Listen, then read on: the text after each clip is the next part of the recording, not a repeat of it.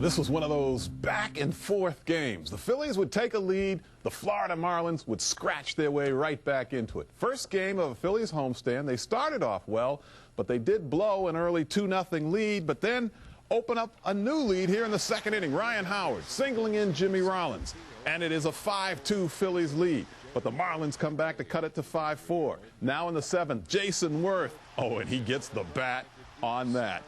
Well, the day after a flawless performance by his team, Eagles coach Andy Reid talked about the game. What did Andy say? Pretty much what he always says, nothing. We told you last week that Andy would use one of the four following cliches. Either number one, I'm not going to get into all that. Number two, we'll see how that goes. Three, we got to get that cleaned up. Or four, starts with me, I got to do a better job. The answer! Yeah, I'm not going to get into all that. It's number one! He's number one! I'm not going to get into all that. Well, you know, I don't really blame him for not answering the question because it was about Terrell Owens' days with the Eagles, and he doesn't want to give T.O. any extra incentive before facing him on Monday night. As for the Eagles' current receivers, Reid did say that Reggie Brown might be ready to return to action Monday, and also that Kevin Curtis is also making good progress with his injury and could be ready before the bye week in October. If it works, you look good. If it doesn't, you're sitting here getting hammered like I am.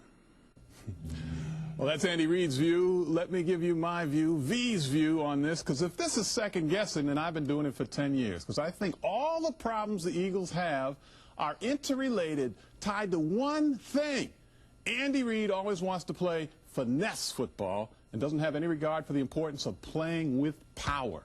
When he gets into power situations, 4th and 1 or goal line situations, his team is not built for that. Brian Westbrook, very strong for a little guy, but he's not going to run through a 300-pound defensive tackle at the line of scrimmage.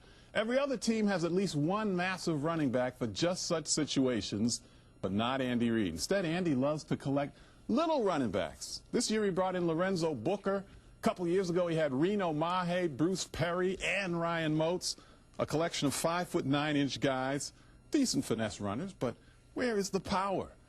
The only guy with decent size on this team is Carell Buckhalter. Speaking of whom, he carries one time for 20 yards at the start of the third quarter last night, and then he doesn't touch it again until the middle of the fourth. Of course, if you're going to forget to give the ball to your star running back, Brian Westbrook just 13 carries, follows that you're going to really forget to give it to the backup. That finesse offense, pass, pass, pass, leaves only 15 carries for the running backs. They can never get into a rhythm that way. That compares to 44 carries, 3 times as many for the Giants. And you know what?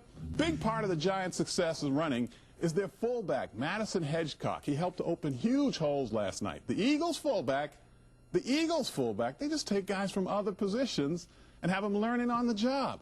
Fullback's a power position, very important in short yardage situations, not important to Andy Reid. It's a game of adjustment and readjustment because Upton is a guy who hits off-speed stuff. In the American League Series with the White Sox and the Red Sox, they tried to throw fastballs by him. He adjusted, hit some balls out of the park. Now coming into this series, the Phillies have thrown him off-speed stuff, and we'll see if he's able to adjust. Yeah, I don't think he will be. I think Moyer is going to keep him off balance. Like Larry Brown said, Billy V, the game the right way, play it that way.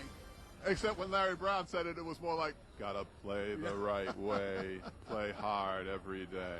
Okay, that's Anthony Gargano, and that's Billy V's Comcast Keys. We'll go back to you now, Thomas, for more. That was pretty good, Billy V. I have to give you that.